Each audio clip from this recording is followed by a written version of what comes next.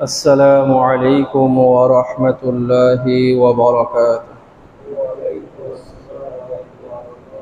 إن الحمد لله نحمده ونستعينه ونستغفره ونؤمن به ونتوكل عليه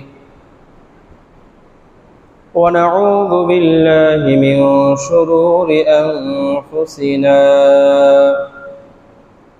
من يهده الله فلا مضل له ومن يضلل فلا هادي له ونشهد أن لا إله إلا الله وحده لا شريك له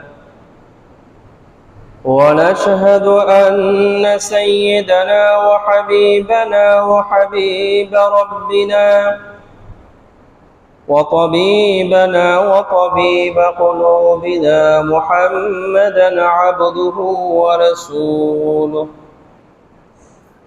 أرسله الله كافة للناس بشيرا ونذيرا وداعيا إلى الله بإذنه سراجا وقمرا منيرا أما بعد فقد قال الله تبارك وتعالى في كلامه المجيد وفي فرقانه الحميد بسم الله الرحمن الرحيم إن الله اشترى من المؤمنين أنفسهم وأموالهم بأن لهم الجنة يقاتلون في سبيل الله فيقتلون ويقتلون وعدا عليه حقا في التوراة والإنجيل والقرآن ومن أوفى بعهده من الله فاستبشروا ببيعكم الذي بايعتم به وذلك هو الفوز العظيم صدق الله المولانا العظيم.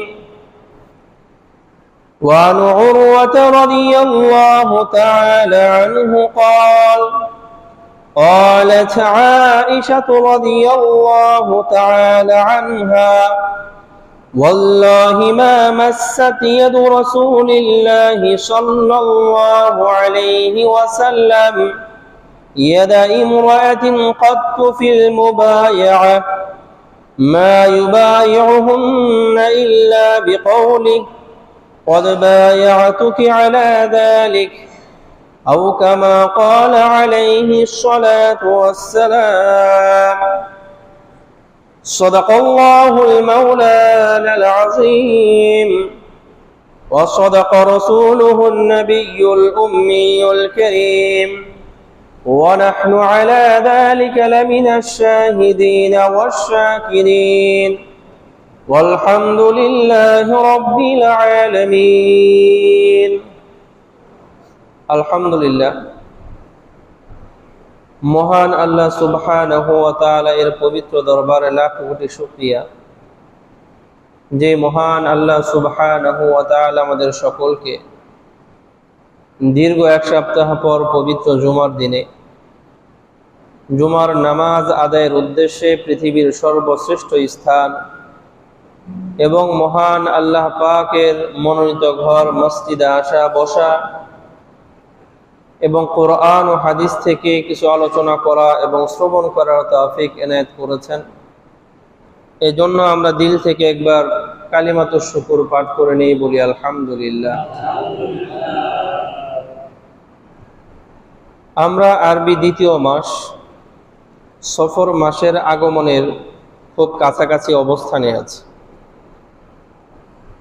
আরবি তৃতীয় মাস রবিউল আউয়াল যেই মাসে আমাদের নবী হযরত মুহাম্মদ সাল্লাল্লাহু আলাইহি ওয়াসাল্লামের জন্ম মৃত্যু, এই মাসকে কেন্দ্র করে আমাদের দেশে রাসূল আরবি সাল্লাল্লাহু আলাইহি ওয়াসাল্লামের সংক্ষিপ্ত জীবনী আলোচনা করা হয়। কিন্তু বাস্তবিক পক্ষে আমরা মুসলমান হিসেবে রাসূল আরবি সাল্লাল্লাহু আলাইহি ওয়াসাল্লামের জীবনী সংক্ষিপ্ত আকারে নয়, বিস্তারিত এবং বিশদ আকারে আমাদের জানা দরকার। কারণ আমাদের আদর্শ, আমাদের অনুকরণ, তিনি হলেন মুহাম্মদুর রাসূলুল্লাহ। এখন তিনার জীবনী যদি আমি না জানি, রাসূল আরবি সাল্লাল্লাহু আলাইহি ওয়াসাল্লামের আখলাক সম্পর্কে যদি আমি না জানি, রাসূল আরবি সাল্লাল্লাহু আলাইহি ওয়াসাল্লামের মুআমালাত মুআশারাত সম্পর্কে যদি আমি না জানি, তাহলে রাসূল সাল্লাল্লাহু আলাইহি ওয়াসাল্লামকে কিভাবে অনুসরণ করব? অথচ আল্লাহ রাব্বুল আলামিন তা আমাদেরকে বলে দিয়েছেন, ওয়ালাকুম ফি রাসূলিল্লাহি উসওয়াতুন হাসানা। আমাদের জন্য আমাদের নবীর মাঝে রয়েছে উত্তম আদর্শ। এরপর আল্লাহ রাব্বুল আলামিন পবিত্র কোরআনে বলেছেন, কুল, হে নবী আপনি জানায়া দেন, হে আমার উম্মতেরা, ইন কুনতুম তুহিব্বুনাল্লাহ, যদি তোমরা আল্লাহ রাব্বুল আলামিনের ভালোবাসা পেতে চাও, আল্লাহ রাব্বুল ইজ্জাত তোমাদেরকে ভালোবাসুক, এটা যদি তোমরা চাও, ফাত্তাবিউনি, তাহলে আমার অনুকরণ করো। এখন রাসূলের জীবনী জানি না, তাহলে রাসূল সাল্লাল্লাহু আলাইহি ওয়াসাল্লামকে অনুকরণ কিভাবে করব?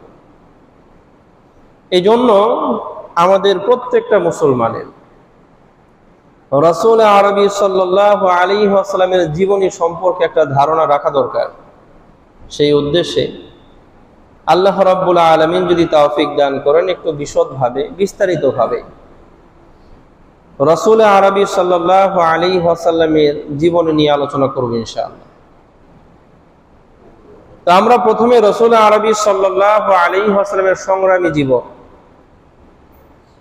তথা মাদানী জীবন, হিজরত পরবর্তী জীবন নিয়ে আগে আলোচনা করব ইনশাআল্লাহ।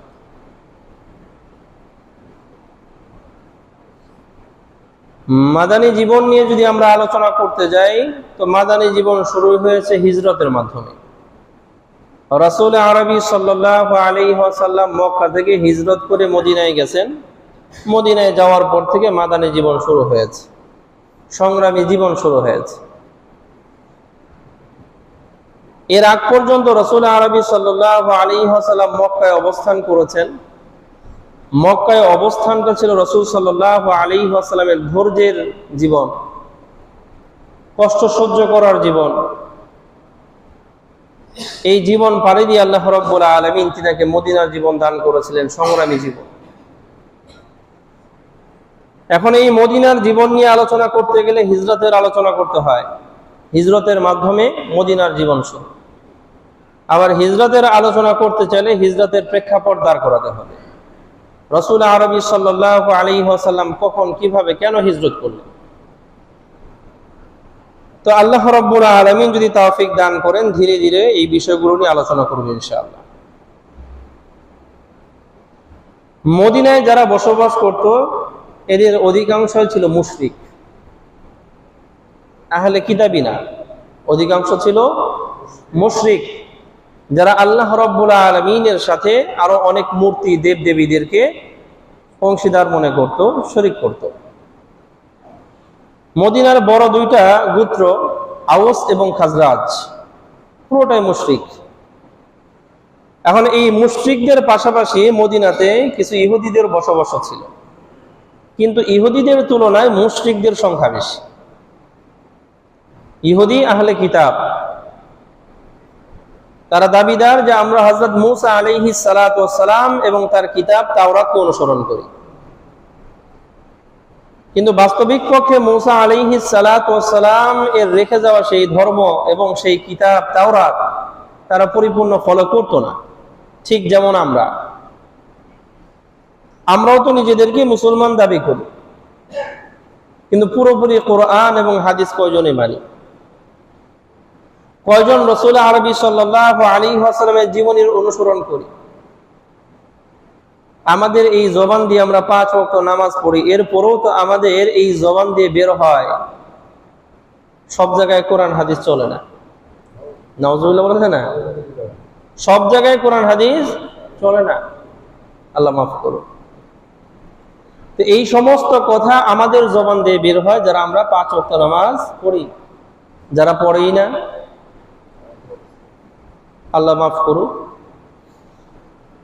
তো মদিনাতে বড় একটা অংশ আউস এবং খাজরাজ, তারা ছিল মুশরিক, এবং এই মুশরিকদের সাথে অল্প কিছু ইহুদিদের বসবাস ছিল, যারা মদিনায় এই মুশরিকদের সাথে বসবাস করত, বনু নাজির এবং বনু কুরাইজা। এখন যেহেতু মুশরিকদের সংখ্যা বেশি, ইহুদিদের সংখ্যা তুলনামূলক কম, তো ইহুদিরা সব সময় এই মুশরিকদের কাছে পরাস্ত হয়ে থাকত, একটা চাপের মধ্যে থাকতো। তো তারাও এই চাপ অনুভব করে মাঝে মাঝে মুশরিকদেরকে ভয় দেখাইতো যে তোমরা যে আমাদেরকে যেভাবে চাপের মধ্যে রাখো, শুনে রাখো শেষ জামানার একজন নবী আসবেন। আমাদের যেমন হযরত মূসা আলাইহিস সালাতু ওয়াস সালাম ছিলেন, এরপরে যেমন হযরত ঈসা আলাইহিস সালাতু ওয়াস সালাম আসছেন, এরকম আরেকজন নবী শেষ জামানায় আসবেন।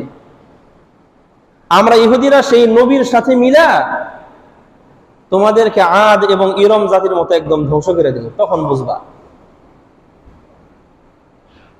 তো মদিনায় অধিকাংশ মুশরিক যারা ছিল, যখন এই কথাগুলো বলতো শেষ একজন নবী আসবেন, ওই নবীর সাথে আমরা একত্রিত হয়ে তোমাদেরকে আদ আর ইরম জাতির মতো একদম ধ্বংস করে দেব, মনে মনে ভয় পেত। আল্লাহ। তো এই মদিনার রাসূল সাল্লাল্লাহু আলাইহি ওয়াসাল্লামের নবুয়তের 11তম বছরে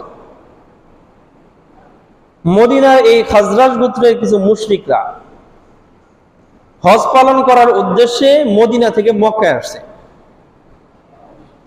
তো রাসূল সাল্লাল্লাহু আলাইহি ওয়াসাল্লাম জানতে পারছেন যে মদিনা থেকে কিছু লোক মক্কায় আসছে।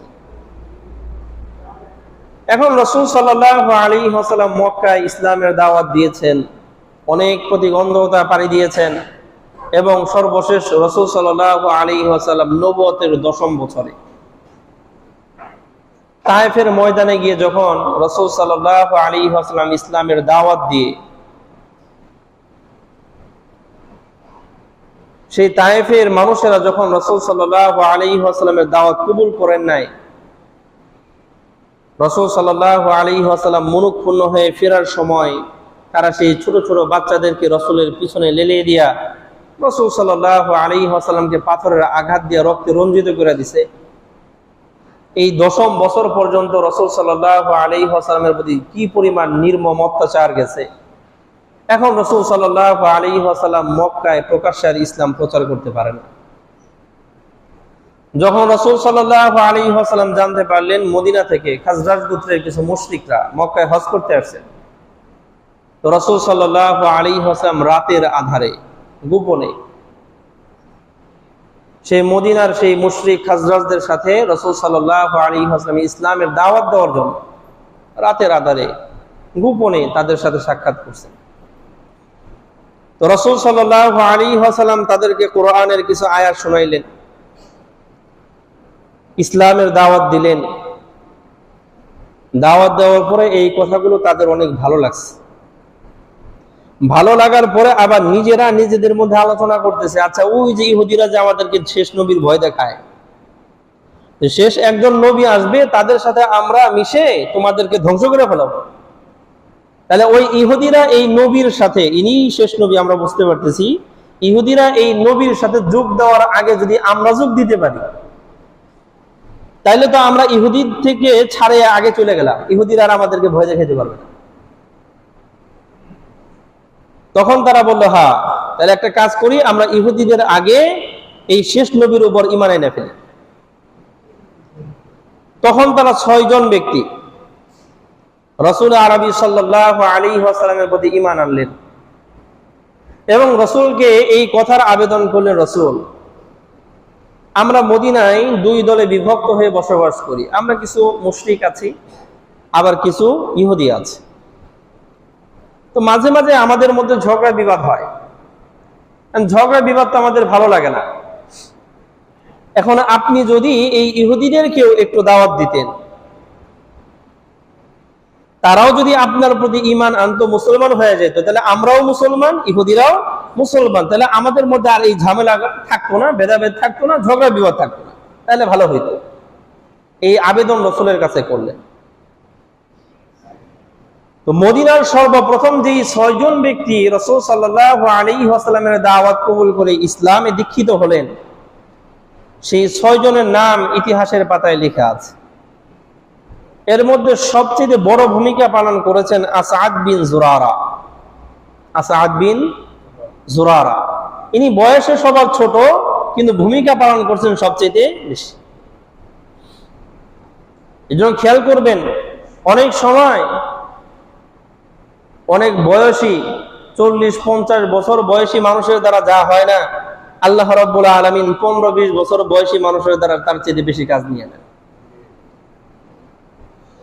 তা আসাদ বিন জুরারা, আরেকজন হলেন আউফ ইবনুল হারিস, আরেকজন হলেন রাফি বিন মালিক, আরেকজন হলেন কুতবা বিন আমির, আরেকজন হলেন উকবা বিন আমির, 2 ভাই, আরেকজন হলেন জাবির ইবনে আব্দুল্লাহ। এই মোট 6 জন ইসলাম কবুল করলেন এবং রাসূল সাল্লাল্লাহু আলাইহি ওয়াসাল্লামকে বললেন যে, রাসূল, আমরা মদিনায় ফিরে গিয়ে আপনি আমাদেরকে যে দাওয়াত দিয়েছেন, আমরা এই দাওয়াত সবাইকে দিয়ে বেরাবো। তো নবুয়তের 11তম বছর তারা হজ করতে আসলো, রাসূলের দাওয়াত কবুল করে 6 জন মুসলমান হয়েছে, মদিনায় ফিরে গেছে। তারা মদিনায় যাওয়ার পরে এই 6 জন ব্যক্তি মদিনার প্রত্যেকটা ঘরে ঘরে ইসলামের দাওয়াত প্রচার করার চেষ্টা করেছে। এরপরে নবুয়তের 12তম বছর, 1 বছর পরে আবার যখন হজের মৌসুম আসছে, পরবর্তী বছর 12 জন মদিনা থেকে 12 জন মুসলমান মক্কায় হজ করতে আসছে। কয়জন? 12 জন মুসলমান মদিনা থেকে মক্কায় হজ করতে আসছে। এর মানে যা যে মুসলমানদের সংখ্যা মাত্র 12 জন, তা কিন্তু না। তো 12 জন আসছে, আগের বছর যে 6 জন ছিলেন, ওই 6 জনের 5 জন, আর নতুন করে হলেন 7 জন। এই মোট 12 জন আসছেন। গত বছর হযরত জাবির রাদিয়াল্লাহু তাআলা আনহু আসছিলেন, কিন্তু এই বছর তিনি আসতে পারেন নাই, উনি বাদ গেছেন, বাকি 5 জন আছেন। আর নতুন করে আরো 7 জন, তারা মুসলমান হয়েই মক্কায় হজ করতে আসছে। তারা মুসলমান হয়েছে কাদের দাওয়াতে? ওই যে 6 জন মুসলমান হয়ে মদিনায় গেছে তাদের দাওয়াতে। এখন নতুন 7 জন যারা আসছেন, তাদের নাম হলো মুআয ইবনুল হারিস। গত বছর যে আউফ ইবনুল হারিস রাদিয়াল্লাহু আনহু মুসলমান হয়ে গেছে, তার ভাই, আরেক ভাই মুসলমান হয়েছে। এরপর আরেকজনের নাম হলো যাকওয়ান বিন আব্দে কাইস, আরেকজনের নাম হলো উবাদা বিন সামিত রাদিয়াল্লাহু তাআলা আনহু, আরেকজনের নাম হলো ইয়াজিদ বিন সালাবা, আরেকজনের নাম হলো আব্বাস ইবনে উবাদা, আরেকজনের নাম হলো আবুল হাইসাম মালিক ইবনে তাইহান, আরেকজনের নাম হলো ওয়াইন বিন সাইদা। এই ওয়াইন বিন সাইদা, এই 7 জন মিলে আর পূর্ববর্তী বছরের 5 জন, এই মোট 12 জন রাসূল সাল্লাল্লাহু আলাইহি ওয়াসাল্লামের সাথে দেখা করতে আসলেন। এই 12 জনকে রাসূল সাল্লাল্লাহু আলাইহি ওয়াসাল্লাম বললেন, মিনার পশ্চিম দিকে ছোট্ট একটা গিরিপথ আছে, ওই গিরিপথকে আরবিতে বলে আকাবা। কি বলে? আকাবা। এখনো যারা হজ করতে যায়, উমরা করতে যায়, যখন জামারা করে, শয়তানকে উদ্দেশ্য করে যখন কঙ্কর নিক্ষেপ করে, একটা যে স্থান আছে সেইখান থেকেও কঙ্কর নিক্ষেপ করতে হয়, এটাকে বলা হয় জামারায়ে আকাবা। রাসূল সাল্লাল্লাহু আলাইহি ওয়াসাল্লাম যে ঘাটিতে এই 12 জনকে সময় দিলেন যে তোমরা এইখানে আসো, তোমাদের সাথে কথা আছে। তো তারা সেইখানে যাওয়ার পর রাসূল সাল্লাল্লাহু আলাইহি ওয়াসাল্লাম তাদের কাছ থেকে অঙ্গীকার নিলেন। এই অঙ্গীকার নেওয়াকে আরবিতে বলা হয় বায়াত। অঙ্গীকার নেওয়া, বায়াত নেওয়া। তো রাসূল সাল্লাল্লাহু আলাইহি ওয়াসাল্লাম এই 12 জন মুসলমানদের কাছ থেকে বায়াত নিলেন। এই হলো ইসলামের প্রথম বায়াত, এবং এই বায়াতটা হয়েছে আকাবাতে। এই জন্য এটাকে বলা হয় বায়াতে আকাবায়ে উলা। এই পাহাড়ের গিরিপথে সর্বপ্রথম যে বায়াত হয়েছে এটাকে আরবিতে বলা হয় বায়াতে আকাবায়ে উলা। তো বায়াতে আকাবায়ে উলা সর্বমোট 12 জন মুসলমান ছিলেন। বুখারী শরীফের মধ্যে 3892তম হাদিস, হযরত উবাদা বিন সামিত রাদিয়াল্লাহু তাআলা আনহু, যিনি এই বায়াতে অংশগ্রহণ করেছিলেন এবং রাসূলের সাথে বদর যুদ্ধেও অংশগ্রহণ করছেন, অনেক মর্যাদাবান একজন সাহাবী। বদর যুদ্ধে অংশগ্রহণ করেছেন এই কথাটা সাহাবায়ে কেরামের সাথে কেন জুড়ে দেওয়া হয়? কারণ রাসূল সাল্লাল্লাহু আলাইহি ওয়াসাল্লামের সাথে সাহাবায়ে কেরাম যতগুলো যুদ্ধ করেছেন এর মধ্যে সবচেয়ে গুরুত্বপূর্ণ যুদ্ধের নাম হলো বদর। এই বদর যুদ্ধে যারা অংশগ্রহণ করেছে তাদের ব্যাপারে আল্লাহ রাব্বুল আলামিন বলেছেন, স্পষ্ট ঘোষণা দিয়েছেন, বদরে যারা অংশগ্রহণ করেছে আমি তাদের আগের পরের সব গুনাহ মাফ করে দিয়েছি। এই জন্য কোন সাহাবীর ব্যাপারে, যেই সাহাবী বদরি সাহাবী, প্রসিদ্ধ মত অনুযায়ী 313 জন ছিলেন। এই জন্য বদরি সাহাবী যারা, তাদের নামের পাশাপাশি পরবর্তী তাবিন, তাবে তাবিনরা এই বদরি সাহাবী এই কথাটা উল্লেখ করার চেষ্টা করতেন, কারণ এটা বড় ফজিলতের ব্যাপার।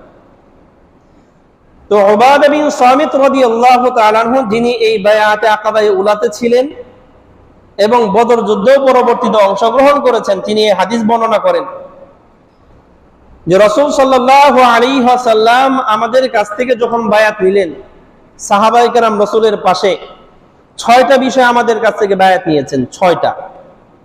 সর্বপ্রথম মদিনার 12 জন মুসলমানের কাছ থেকে হাতে হাত রেখে রাসূল সাল্লাল্লাহু আলাইহি ওয়াসাল্লাম যেই অঙ্গীকার নিয়েছেন সেটা কয়টা?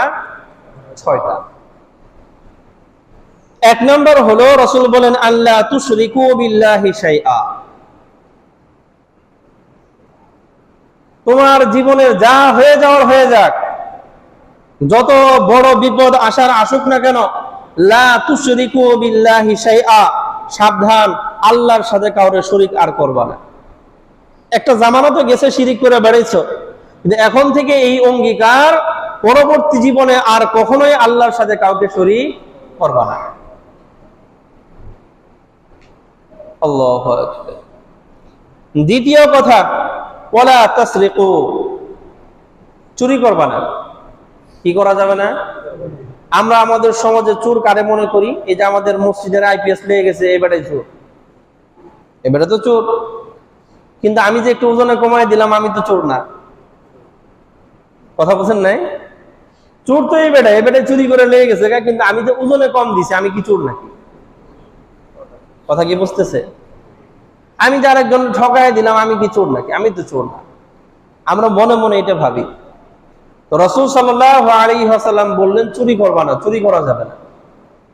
কি করা যাবে না? চুরি করা যাবে না। 3 নম্বর হলো ওয়ালা তাজনু, জিনা করা যাবে না।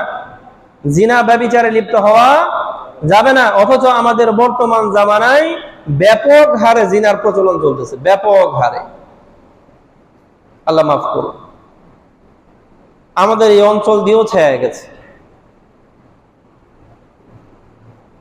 আল্লাহ, আমাদের এই সমাজে খুব কম ঘরই বাকি আছে যে ঘরের মধ্যে পরকীয়া ঢুকে নাই। আমাদের এই সমাজের খুব কম মেয়েরা আছে যে মেয়েদের বিয়ের আগে কারোর সাথে সম্পর্ক নাই। আমাদের সমাজের খুব কম যুবকই আছে যে যুবকরা বিয়ের আগে কারোর সাথে সম্পর্কে জড়ায় নাই। জিনা ব্যভিচারের সাইলাব হয়ে গেছে। রাসূল সাল্লাল্লাহু আলাইহি ওয়াসাল্লাম এই মদিনাবাসীদের ইসলামের একদম সূচনা লগ্নে হাতের মধ্যে হাত নিয়ে রাসূল অঙ্গীকার করাইলেন, সাবধান, জিনা করবা না। এরপরে 4 নম্বর হলো লা তাকতুলু আওলাদাকুম, সাবধান, তোমরা নিজেদের সন্তানদেরকে হত্যা করবা না। এই নিজেদের সন্তানদেরকে হত্যা করার 2টা মানে আছে। একটা মানে হলো ওই জামানায়, বিশেষ করে জাহেলি যুগে, কারো যদি কন্যা সন্তান হইতো, এর জীবন্ত মাটির নিচে পুঁথা মেরা ফেলাইতো। এই ছিল এক। দ্বিতীয় হলো অনেকে নিজেদের সন্তানদেরকে হত্যা করতে এই ভয়ে, এই সন্তানকে লালন পালন করুন, খাওয়ানো কি, এই ভয়ে সন্তান হত্যা করে ফেলবে। এটা রাসূল সাল্লাল্লাহু আলাইহি ওয়াসাল্লাম নিষেধ করলেন, লা তাকতুলু আওলাদাকুম, সন্তানদেরকে হত্যা করবে না। সন্তানদেরকে হত্যা করবে না, এটার আরেকটা মানে মুফাসসিরিনে কিরাম এবং মুহাদ্দিসিনে কিরাম ওনারা বলেছেন, আমাদের বর্তমান জামানায় যদি কোনো ব্যক্তি শুধুমাত্র সন্তান জন্ম নিলে তার লালন পালন করতে সমস্যা, খাবার দাবারের সমস্যা, এই ভয়ে স্ত্রীর গর্ভে সন্তান আসার পরে অপারেশন করায়, সন্তান ফেলে দেয়, এটাও সন্তান হত্যা করার নামান্তর। পেটের ভিতর থেকে ফালাই দিছে, এখনো বাহিরে আসে নাই, তো ওইখান থেকে ফালাই দিলাম, এটাও হত্যার নামান্তর। অতএব লা তাকতুলু আওলাদাকুমের অন্তর্ভুক্ত এটাও। আল্লাহ রাব্বুল আলামিন আমাদেরকে বোঝার তৌফিক দান করেন। এটার আমরা অনেকে হত্যা মনে করি না, কিন্তু এটাও হত্যা। 5 নম্বর আল্লাহ রাব্বুল আলামিন বলেন, ওয়ালা তাতু বিবুহতানিন তাফতারুনাহু বাইনা আইদিয়াকুম ওয়া আরজুলিকুম। 5 নম্বর রাসূল সাল্লাল্লাহু আলাইহি ওয়াসাল্লাম যে অঙ্গীকার নিয়েছেন সেটা হলো কারো নামে মিথ্যা অপবাদ দিবে না। শত্রুতাবশত হোক, হাস্যচ্ছলে হোক, কারোর সাথে দুষ্টুমি করতে গিয়ে হোক, মিথ্যা অপবাদ দেওয়া যাবে না। 6 নম্বর ওয়ালা তাসুনি ফি মারুফ। রাসূল সাল্লাল্লাহু আলাইহি ওয়াসাল্লাম বললেন, আমি সৎ কাজে তোমাদেরকে যত নির্দেশ দেব, কোনো নির্দেশ অমান্য করা যাবে না। এই 6টা বিষয়ে রাসূল সাল্লাল্লাহু আলাইহি ওয়াসাল্লাম এই মদিনার 12 জন মুসলমানের কাছ থেকে অঙ্গীকার নিলেন। 1 নাম্বার কি ছিল? শিরিক করা যাবে না। কি করা যাবে না? শিরিক করা যাবে না। শিরিক করার মানে আমরা শুধু মনে করি মূর্তি পূজা করা, শুধু মূর্তি পূজা করার নাম শিরিক না। আল্লাহ রাব্বুল আলামিন ছাড়াও অন্য কেউ রিজিক দিতে পারে, এটা মনে করার নামও শিরিক। আল্লাহ রাব্বুল আলামিন ছাড়াও ভিন্ন কেউ সন্তান দিতে পারে, এটা মনে করার নামও শিরিক। আল্লাহ রাব্বুল আলামিন ছাড়াও ভিন্ন কেউ বৃষ্টি দিতে পারে, এটা মনে করার নামও শিরিক। শুধু শিরিক মানে যে মূর্তি পূজা করা, বিষয়টা এরকম না। আল্লাহ রাব্বুল আলামিনের সমকক্ষ যেই সকল কাজ একমাত্র আল্লাহ রাব্বুল আলামিনের সিফাত, এটা অন্য কারো জন্য মনে করার নামই হলো শিরিক। আল্লাহ রাব্বুল আলামিন যেমন সারা বিশ্বের সব জায়গায় একই সময়ে দেখতে পান, অন্য কেউ দেখতে পান, এটার নামও শিরিক। আল্লাহ রাব্বুল আলামিন যেমন সর্বোচ্চ সব সময়ের ইলম রাখেন, অমুকেও আমাদের অমুক পীর সাহেব সব জায়গার ইলম রাখেন, এটার নামও শিরিক। আল্লাহ মাফ করুন। এই জন্য রাসূল সর্বপ্রথম যে বায়াত নিয়েছেন সেটা হলো শিরিক করা যাবে না। 2 নম্বর হলো চুরি করা যাবে না। 3 নম্বর জিনা করা যাবে না।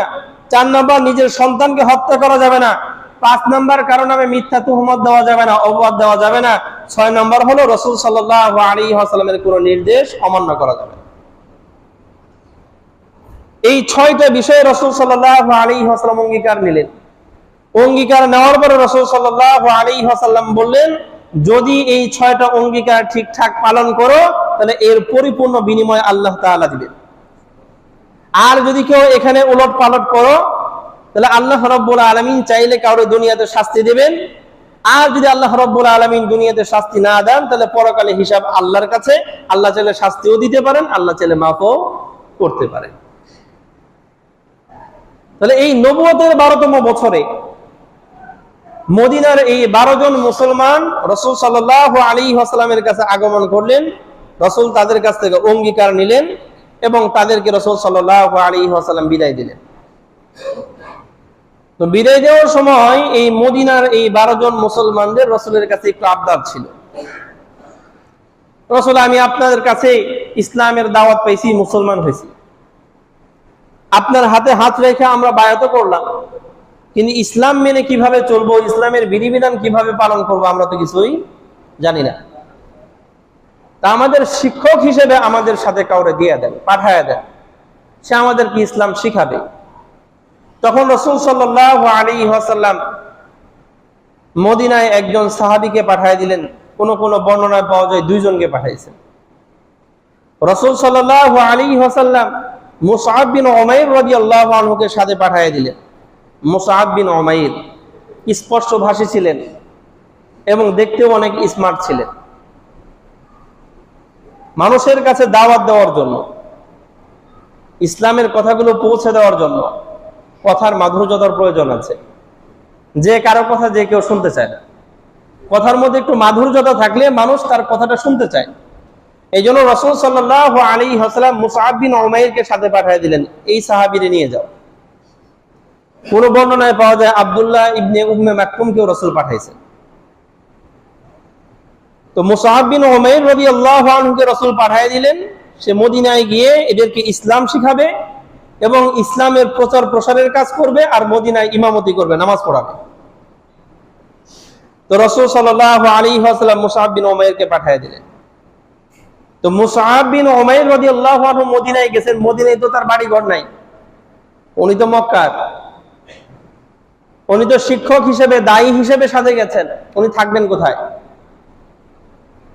তো আসাদ বিন জুরারা নামটা আবার আসলো, আসাদ বিন জুরারা রাদিয়াল্লাহু আনহু, যিনি বয়সে সবার ছোট, কিন্তু আল্লাহ রাব্বুল আলামিন কাজ নিয়েছেন ওনার দ্বারা অনেক বেশি। তো আসাদ বিন জুরারা রাদিয়াল্লাহু তাআলা আনহু বলেন আমার বাড়িতে থাকবে। আসাদ বিন জুরারা রাদিয়াল্লাহু আনহু কেন নিজের বাড়িতে রাখছেন? এটার সবচেয়ে বড় একটা কারণ হলো মদিনার এই খাজরাজ গোত্রের যিনি নেতা সাদ বিন মুআজ রাদিয়াল্লাহু তাআলা আনহু, সাদ বিন মুআজ, তিনি হলেন এই আসাদ বিন জুরারার খালাতো ভাই। নেতাই হলো তার, বলেন না, খালাতো ভাই। এই জন্য মদিনার কেউ অন্তত তারে ডিস্টার্ব দিতে পারবে না। আমার বাড়িতে আমি কারে রাখলাম, বিভিন্ন মানুষ এসে আমরা ডিস্টার্ব দিতে পারে, হ্যাঁ বহিরাগত একজন লোক রাখছেন, এই করে সেই করে নানান অভিযোগ আসতে পারে। তা আসাদ বিন জুরারা রাদিয়াল্লাহু আনহু দেখলেন যে মদিনার যিনি লিডার, নেতা হলো আমার খালাতো ভাই, অতএব আমার খালাতো ভাইরে পাড়ি দিয়ে কেউ আমার কিছু করতে পারবে না। এই জন্য আসাদ বিন জুরারা রাদিয়াল্লাহু আনহু মুসআব বিন উমাইর রাদিয়াল্লাহু আনহুকে নিজের বাড়িতে রাখছেন। এখন মুসআব বিন উমাইর রাদিয়াল্লাহু আনহু মানুষদেরকে ইসলাম শিক্ষা দিচ্ছে, যারা মুসলমান না তাদেরকে ইসলামের দাওয়াত দিচ্ছে এবং এই মদিনায় নামাজ টামাজ পড়াচ্ছে। এই ধারাবাহিকতায় একদিন আসাদ বিন জুরারা হযরত মুসআব বিন উমাইর রাদিয়াল্লাহু আনহুকে নিয়ে গেলেন, চলেন নতুন একটা এলাকায় যাব, ওইখানে গিয়ে ইসলামের দাওয়াত দিলেন। তো আসাদ বিন জুরারা তিনি নিয়ে গেলেন বনু আব্দুল আশহালের মহল্লায়। সেই মহল্লায় একটা বাগানের কাছে ছোট্ট একটা কূপ আছে, কূপের নাম হলো মারাক। এই কূপের পাশে নিয়ে এই আসাদ বিন জুরারা হযরত মুসআব রাদিয়াল্লাহু আনহুরে নিয়ে বসলেন, আপনি এখানে বসেন, এদিক দিয়ে যে আসবে তারই ইসলামের দাওয়াত দিবেন। এখন মুসআব বিন উমাইর রাদিয়াল্লাহু আনহু যেই আসে তাকেই দাওয়াত দেয়। আমরা তো বর্তমান জামানায় দেখি দাওয়াতে তাবলীগের নিসবতে যারা ঘুরে, একজন ডাক দিয়ে নিয়ে আসে, আরেকজন দাওয়াতটা দেয়। তো আসাদ বিন জুরারা রাদিয়াল্লাহু আনহু সবাই পরিচিত লোক, ডাক দেন এদিকে আসো। কাছে আসার পরে মুসআব বিন উমাইর রাদিয়াল্লাহু আনহু তার ইসলামের দাওয়াত দেয়। এই সংবাদটা সেই মদিনার যে নেতা হযরত সাদ বিন মুআজ রাদিয়াল্লাহু আনহু, আরেক দলের নেতা উসাইদ বিন হুযাইর, এই দুজনের কান পর্যন্ত গেছে যে ওইখানে দুইজন লোক বৈশা আমাদের এই মুশরিকদেরকে অথবা আমাদের এই ধর্মের লোকদেরকে, যারা আমরা মূর্তির পূজা করি, আমাদেরকে ধর্মান্তর করতেছে। এই সংবাদ যখন তারা পাইছে, পাওয়ার পরে সাদ বিন মুআজ রাদিয়াল্লাহু আনহু বলেন, দেখো আসাদ বিন জুরারা তো আমার খালাতো ভাই, আমি গিয়ে তো তারা শাসাইতে পারব না, ধমক দিতে পারব না। তো উনি বলতেছেন আচ্ছা, তাহলে এই উসাইদ বিন হুযাইরকে বলতেছেন আপনি যান, আপনি এখানে যান, যা বলবেন হ্যাঁ তোমরা কি পেয়েছো, এই মক্কা থেকে এইখানে আইসা আমাদের এই মদিনার সরল মনা মানুষদেরকে ভুলভাল বুঝাইয়া ধর্মান্তর করতেছো, এত সাহস তোমাদেরকে কে দিছে? মদিনা থেকে আজকেই চলে যাবে, এই হুমকি দিয়ে আসো। তো উসাইদ বিন হুযাইর রাদিয়াল্লাহু তাআলা তখনও মুসলমান হন নাই। উনি খুব তেজোদ্দীপ্ত ভাবে রাগান্বিত হয়ে একটা বর্ষা হাতে নিয়ে একবার ওই মারাক কূপের কাছে গেছে, যেখানে ওই দুইজন বসে আছে, আসাদ বিন জুরারা আর মুসআব বিন উমাইর, দুইজন বসে আছে। গিয়া তাদের সামনে এই বর্ষাটা মাটির মধ্যে গাড়ছে। গায়েরা ওই যে সাদ বিন মুআয যে কথাগুলো শিখাইয়া দিছে, গিয়া বলবা আমাদের এই মদিনার সরল সহজ মানুষদেরকে ভুলভাল বুঝায় দমান্তর করতেছো, এত সাহস কে দিছে, আজকে এই মদিনা থেকে চলে যাবে। এখন উনি গিয়া এই একই কথাগুলো বলে দিছে। বলার পরে মুসআব বিন উমাইর রাদিয়াল্লাহু আনহু ঠান্ডা মাথায় উনি বলতেছেন, রাগ করেন কেন? আমি যে কথাগুলো বলতেছি আগে আমার কথাগুলো আপনি একটু শুনেন। যদি মনে হয় এই কথাগুলো ভালো তাহলে আপনি গ্রহণ করবেন, আর যদি মনে হয় কথাগুলো ভালো না তাহলে আপনি আমার বের করে দিয়েন। এখন উনি তার অশিক্ষিত মানুষ না, যেহেতু মদিনার নেতা লিডার উসাইদ বিন হুযাইর, উনি বলতেছে হ্যাঁ তোমার এই প্রস্তাবটা তো সুন্দর, আগে আসলে রাগ করা আমার উচিত হয় নাই, তাহলে তুমি তোমার কথাগুলো বলো, যদি ভালো লাগে তাহলে আমি অ্যাকসেপ্ট করবো, আর যদি ভালো না লাগে তাহলে কিন্তু মদিনায় থাকতে পারবো না। তো মুসআব বিন উমাইর রাদিয়াল্লাহু আনহু বললেন ঠিক আছে। এখন মুসআব বিন উমাইর রাদিয়াল্লাহু আনহু কোরআনের কিছু আয়াত পড়ে শোনাইছে। রাসূল সাল্লাল্লাহু আলাইহি ওয়াসাল্লাম যেইভাবে ইসলামের দাওয়াত দিতে শিখাইছেন ওইভাবে দাওয়াত দিছে। কে শিখাইছেন? রাসূল আরবি সাল্লাল্লাহু আলাইহি ওয়াসাল্লাম। কারণ এই যে আমরা যে এখন এই দাওয়াতে তাবলীগের মাধ্যমে একজন আরেকজন ইসলামের দাওয়াত দেই, আমরা তো আমাদের ভাষায় দাওয়াত দেই। এই ভাষাটাও দেখবেন অনেক সুন্দর, অনেক সময় একদম খাড়ার উপরে একজন মানুষ তার দিল গোলা যায়, হ্যাঁ এটা অ্যাকসেপ্ট করে নেয়। তো রাসূল যেই শব্দগুলো শিখাইয়া দিয়েছেন ওই শব্দগুলো তো আরো কার্যকরী। আর মুসআব বিন উমাইর যখন তার সামনে ইসলামের সৌন্দর্য উপস্থাপন করছে, তখন উসাইদ বিন হুযাইর রাদিয়াল্লাহু আনহুর সাথে সাথে হয় এটা তো দারুণ কথা, এর চেয়ে সুন্দর কথা তো আমি জীবনেও শুনি নাই, হ্যাঁ আমি মুসলমান হব। সে প্রস্তুত হয়ে গেছে। প্রস্তুত হওয়ার পরে মুসআব বিন উমাইর রাদিয়াল্লাহু আনহু বলেন, মুসলমান হওয়ার জন্য কি করতে হবে সেটা কর। তো মুসআব বিন উমাইর রাদিয়াল্লাহু আনহু বলে আগে গোসল করবেন, পবিত্র হইবেন, পাক সাফ হইবেন, এরপরে কালিমা পড়বেন, এরপর আপনারা 2 রাকাত নামাজ পড়ে শিখাই দেন। তো মুসআব বিন উমাইর রাদিয়াল্লাহু আনহু বলার সাথে সাথে উসাইদ বিন হুযাইর গেছে গোসল করতে, গোসল কইরা কালিমা পড়া 2 রাকাত নামাজ পড়ছে। নামাজ পড়ার পরে এখন এই উসাইদ বিন হুযাইর বলতেছে মদিনার সবচেয়ে বড় নেতা সেটা সাদ বিন মুআয, সেই তো আমারে পাঠাইছে। এখন আমি মুসলমান হয়েছি সমস্যা নেই, কিন্তু ওই লোকটা মুসলমান হওয়া দরকার। কারণ সে যদি মুসলমান হয় তাহলে মদিনার যত মুশরিক আছে সবাই মুসলমান হয়ে যাব। শুধুমাত্র সাদ বিন মুআয একজন যদি মুসলমান হয় মদিনার সব মুশরিক কি হয়ে যাব? মুসলমান হয়ে যাব। অতএব তারে টার্গেট করা লাগবে। আমি যাইতেছি, যেমনে পারি তারে আপনার কাছে পাঠাই দিব, তারপরে জিম্মাদারি আপনার।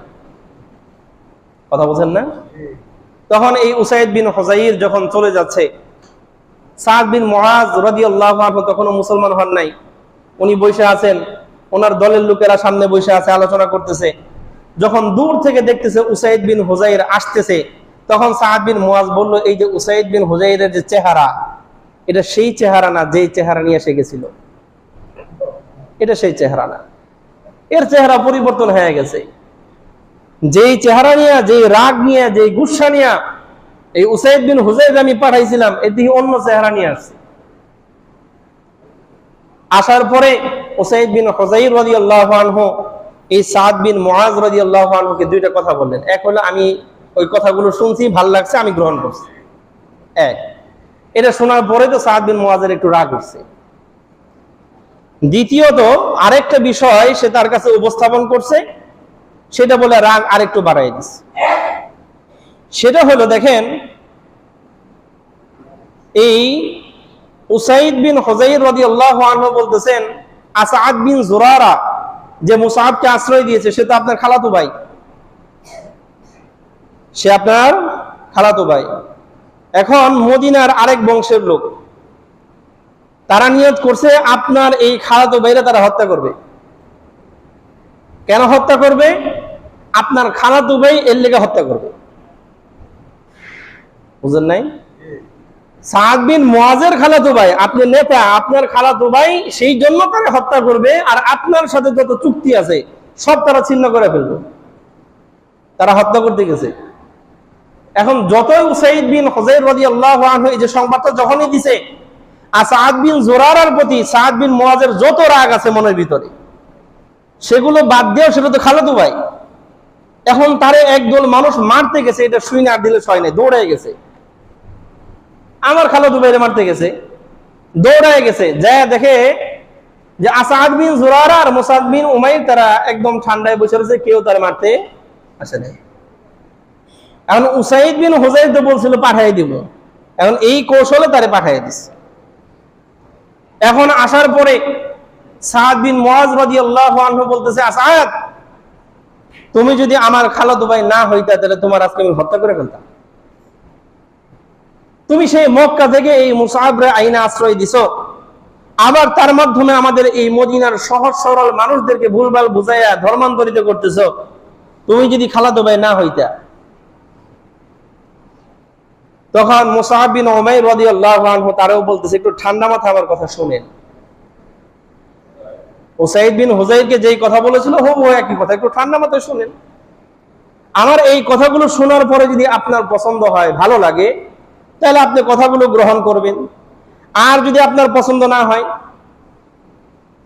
তাহলে আমাদেরকে বললেন, আমরা মদিনা থেকে চলে যাবনি। তো মুসআব বিন উমাইর রাদিয়াল্লাহু আনহুর কথা সাদ বিন মুআজের পছন্দ হয়েছে। হ্যাঁ, সত্যি কথাই তো, তুমি কি বলো না বলো আমি তো শুনিই নাই, তাহলে আগে বলো, আমি শুনি, যদি ভালো লাগে তাহলে আমি গ্রহণ করব, আর যদি ভালো না লাগে তাহলে কিন্তু তুমি মদিনায় থাকতে পারবা না। তখন মুসআব বিন উমাইর রাদিয়াল্লাহু আনহু এই সাদ বিন মুআজ, যিনি মদিনার সবচেয়ে বড় নেতা, তার সামনেও পবিত্র কোরআনের কিছু আয়াত তেলাওয়াত করে শোনাইলেন। আর রাসূল সাল্লাল্লাহু আলাইহি ওয়াসাল্লাম যেইভাবে ইসলামের দাওয়াত দিতে শিখাইছেন ঠিক ওইভাবে তার দাওয়াতটা দিলেন। দেওয়ার পরে উসাইদ বিন হুজাইরের মতো সাদ বিন মুআজ রাদিয়াল্লাহু আনহু বলেন, দারুণ কথা, এরকম কথা তো আমি এর আগে কখনো শুনি নাই। আপনার কথাগুলো আমার পছন্দ হয়েছে, ভালো লাগছে, এখন আমি মুসলমান হইতে চাই, বলেন না মুসলমান হওয়ার জন্য কি করা লাগে। তো মুসআব বিন উমাইর রাদিয়াল্লাহু আনহু আগের মতোই বললেন, গোসল করে আসেন, কালিমা পড়েন, 2 রাকাত নামাজ পড়েন। তখন সাদ বিন মুআজ রাদিয়াল্লাহু আনহু গোসল করে আসছেন, কালিমা পড়ছেন, 2 রাকাত নামাজ পড়ছেন, পড়ে যখন ফিরে আসতেছে, এখন কওমের লোক যারা ছিল এখানে বসা সবাই যখন দেখতেছে সাদ বিন মুআজ আসতেছে, তারা বলতেছে সাদ বিন মুআজ যেই চেহারা নিয়ে গেছিল এখন আর ওই চেহারা নাই, চেহারা পরিবর্তন হয়ে গেছে।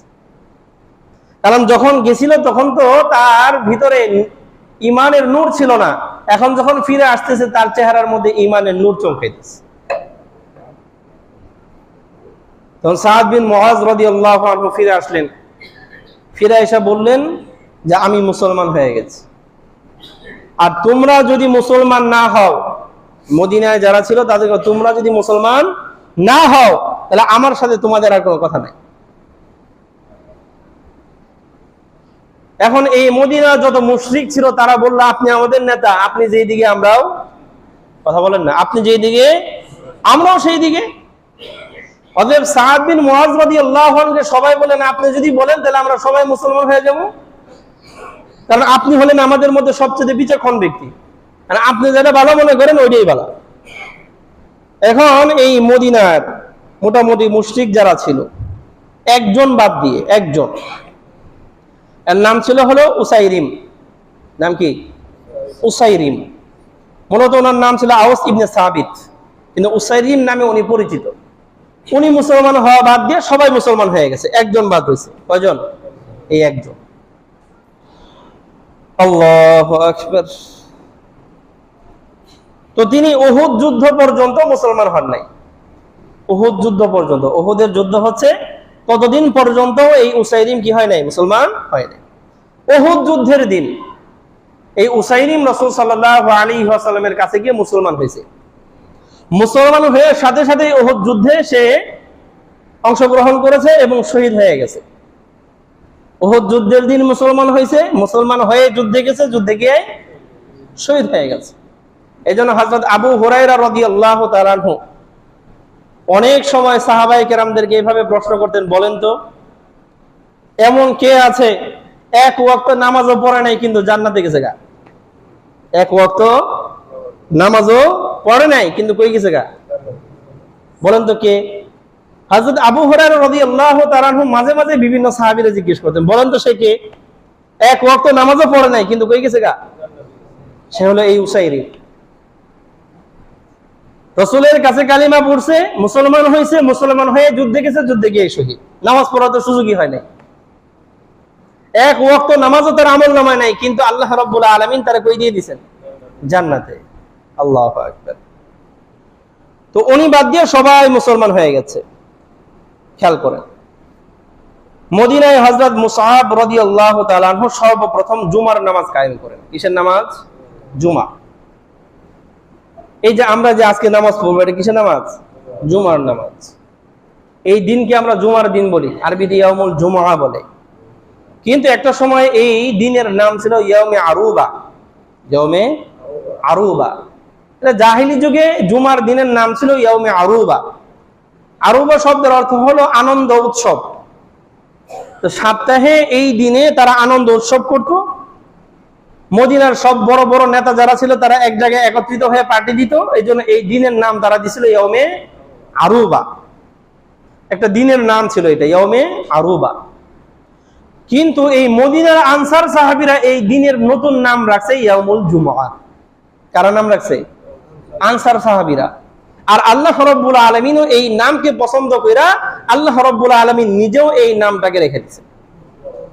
আল্লাহ রাব্বুল আলামিন পবিত্র কোরআনে একটা সূরা নাযিল করেছেন, সেই সূরার নামই হলো জুমআ। সূরার নামে কি? এই দিনের নামকরণ কে করেছে? আনসার সাহাবীরা করেছে। এবং সেই সূরা জুমআর মধ্যে 9 নম্বর আয়াতে আল্লাহ রাব্বুল আলামিন একদম স্পষ্ট আকারে এই ঘোষণা দিলেন, ইয়া আইয়ুহাল্লাযীনা আমানু ইদা নুদিয়া লিস-সালাতি মিন ইয়াউমিল জুমআ।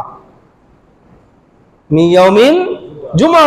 আল্লাহ রাব্বুল আলামিন পবিত্র কোরআনে স্পষ্টভাবে এই ইয়াউমে আরুবার নাম উল্লেখ করে দিলেন ইয়াউমুল জুমআ। আনসার সাহাবীরা নাম রাখছেন, আল্লাহ পছন্দ করছেন, নামটা স্থির করে দিয়েছেন ইয়াউমুল জুমআ। এখন আমরা ইয়াউমুল জুমআ বলি। আল্লাহু আকবার। এই হলো বায়াতে আকাবায়ে উলা এর ঘটনা, যেখানে মদিনার 12 জন সাহাবী, কয়জন? 12 জন সাহাবী 6টা বিষয়ে রাসূল সাল্লাল্লাহু আলাইহি ওয়াসাল্লামের হাতে হাত রাখা অঙ্গীকার করছেন, বায়াত করছেন। কি করছেন? বায়াত করছেন। বায়াত কি?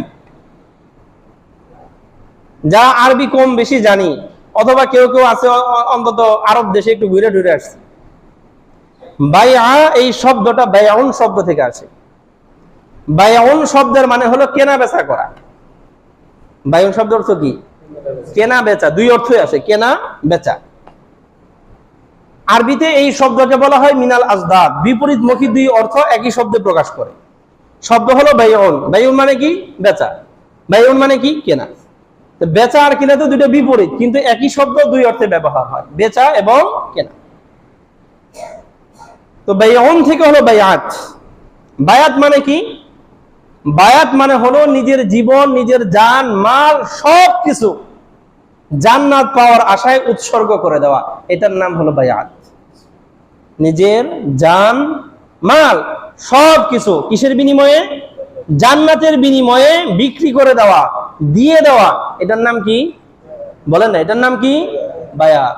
ওই যে 12 জন সাহাবী রাসূলের হাতে হাত রেখে 6টা বিষয়ে যে বায়াত করছে, এটার মানে হলো দুনিয়া একদিকে আর আমাদের ইসলামের বিধান হলো আরেক। কথা বুঝেন না? আমাদের জান মাল সবকিছু চলে যাক, আমাদের ঠিকানা, আমাদের গন্তব্য হলো জান্নাত। এটার নাম হলো বায়াত। আল্লাহ রাব্বুল আলামিন পবিত্র কোরআনে এদিকে ইঙ্গিত দিয়েছেন।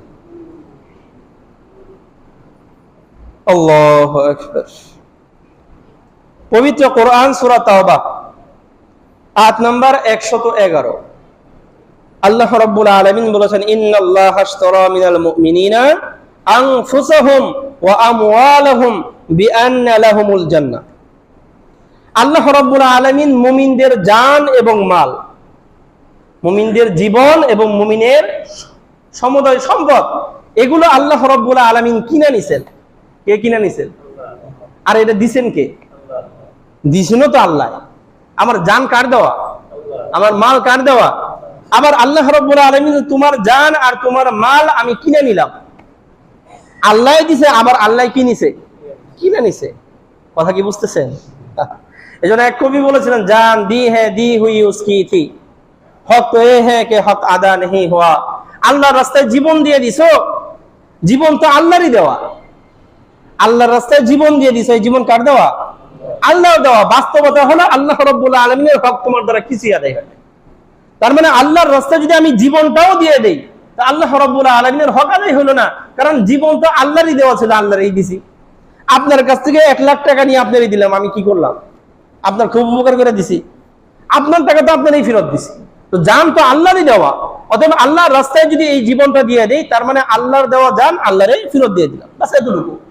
কিন্তু এরপর আল্লাহ রাব্বুল আলামিন বলেন, ইন্নাল্লাহা আশতারা মিনাল মুমিনিনা আনফুসাহুম ওয়া আমওয়ালাহুম, আল্লাহ রাব্বুল আলামিন মুমিনদের জান এবং মুমিনদের সমুদয় মাল কিনে নিয়েছেন। আল্লাহ কিনে নিয়েছেন, আমগরে কি দিবেন? বিআন্না লাহুমুল জান্নাহ, বিআন্না লাহুমুল জান্নাহ, যে তোমাদের জন্য জান্নাত আছে। এই জান্নাতের বিনিময়ে আল্লাহ রাব্বুল আলামিন মুমিনের জান এবং মাল কিনে নিয়েছেন। আল্লাহু আকবার। দেখেন, এই জন্যই যখন এই বায়াত শেষ হয়, বায়াত শেষ হওয়ার পরে আব্দুল্লাহ ইবনে রাওয়াহা একজন সাহাবী, উনি রাসূলকে জিজ্ঞেস করেছেন, রাসূল আপনি যে আমাদের কাছ থেকে অঙ্গীকার নিলেন, এটা যদি ঠিকঠাক মানি তাহলে আমরা কি পাবো? তখন রাসূল সাল্লাল্লাহু আলাইহি ওয়াসাল্লাম বলেছিলেন, জান্নাত। কি পাইবা? কারণ বায়াত মানেই হলো নিজের বেচে দেওয়া। আমি আমারে বেচে দিলাম, বিনিময়ে কি পাবো? যখন জিজ্ঞেস করা হলো রাসূলকে, রাসূল বলেছিলেন কি পাইবা? জান্নাত পাইবা। তখন এই সাহাবী আব্দুল্লাহ ইবনে রাওয়াহা তিনি বলেছিলেন, রাবিহাল বাইউ লা নুকিল ওয়া লা নাস্তাকিলু, এই যে আমরা আপনার সাথে চুক্তি করলাম, বিনিময় করলাম, আমরা আমাদের জান আর মাল দিয়ে দিলাম, আর বিনিময়ে আমাদেরকে আল্লাহ কি দিবেন? জান্নাত। আমরা এই ব্যবসায় লাভবান হয়ে গেছি, কারণ জান্নাত আমাদের জান আর মালের চাইতেও দামি। জান্নাত বলেন না, আমাদের জান এবং মালের চাইতে দামি, তাহলে আমরা দিলাম অল্প, পাবো বেশি। এই জন্য উনি বললেন আমরা লাভবান হয়ে গেছি। কি হয়ে গেছি? লাভবান। অতএব এখন এই চুক্তি আর ভঙ্গ করা যাবে না, চুক্তি ভঙ্গ করা যাবে না, চুক্তি হয়েছে, বাস হয়ে গেছে। এই জন্য আল্লাহ রাব্বুল আলামিন আমাদের জান আর মাল কিনে নিয়েছেন কিসের বিনিময়ে? জান্নাতের বিনিময়ে। অতএব আমাদের এই জান খরচ করতে হবে আল্লাহর জন্য, আমাদের সম্পদ খরচ করতে হবে আল্লাহর জন্য, তাহলে বিনিময় পাওয়া যাবে জান্নাত। ছোট্ট একটা হাদিসের বাণী শুনে আজকের আলোচনা শেষ করি, সময় শেষ। একটা হাদিসের মধ্যে আছে, হযরত আবু হুরায়রা রাদিয়াল্লাহু আনহু বর্ণনা করছেন, জান্নাতে একটা বাজার আছে। জান্নাতে কি আছে? বাজার। সেই বাজারে গিয়ে জান্নাতীরা যা মনে চায় তাই নিতে পারবে, যা মনে চায় তাই নিতে পারবে। বিভিন্ন জিনিস ওইখানে আছে, বিশেষ করে মানুষের আকৃতি আছে, চেহারার যে আকৃতি, আমার এই আকৃতি পছন্দ না, ওইটা পছন্দ, আমি চাইলেই ওইটা আমি আমার চেহারার মধ্যে ফিট করতে পারবো। জান্নাতে এরকম একটা কি আছে? বাজার আছে। আচ্ছা, আমাদেরও তো এটাও তো বাজার। এই বাজারের কোন দোকানে কিছু কিনতে চাইলে বিনিময়ে কিছু দেওয়া লাগে না? বলেন না, দেওয়া লাগে না? কিছু দেওয়া ছাড়াই কি বাজার থেকে কিছু নেওয়া যায়? নেওয়া যায় না। কিন্তু সেই জান্নাতে যারা গেছে, ওই জান্নাতের বাজারে গিয়ে তারা শুধু পণ্য নেবে, কিছু তাদের দেওয়া লাগবে না। শুধু পণ্য নেবে, তাদের কিছু দেওয়া লাগবে না। কেন লাগবে না? কারণ তারা দুনিয়াতে দিয়ে গেছে। কথা বুঝেন না? কারণ আল্লাহ রাব্বুল আলামিন কিনে নিছেন। কেমনে কিনছেন? মুমিনের জান এবং মাল দ্বারা আল্লাহ রাব্বুল আলামিন মুমিনের জান আর মাল কিনে নিছেন জান্নাতের বিনিময়ে। অতএব জান্নাতে আর কিছু দেওয়া লাগবে না, শুধু নিবেন আর নিবেন। যদি এখানে জান আর মাল আল্লাহর জন্য দেওয়া যায়, তাহলে ওইখানে আর কিছু দেওয়া লাগবে না, কারণ অগ্রিম মূল্য দেওয়া। এখন ওইখান থেকে শুধু মাল নিবেন আর নিবেন। আল্লাহ রাব্বুল আলামিন কবুল করেন। আমাদের সকলের জান আর মালকে আল্লাহ রাব্বুল আলামিনের জন্য খরচ করার তৌফিক দান করেন। আমিন। ওয়া আখিরু দাওয়ানা আলহামদুলিল্লাহি রাব্বিল আলামিন।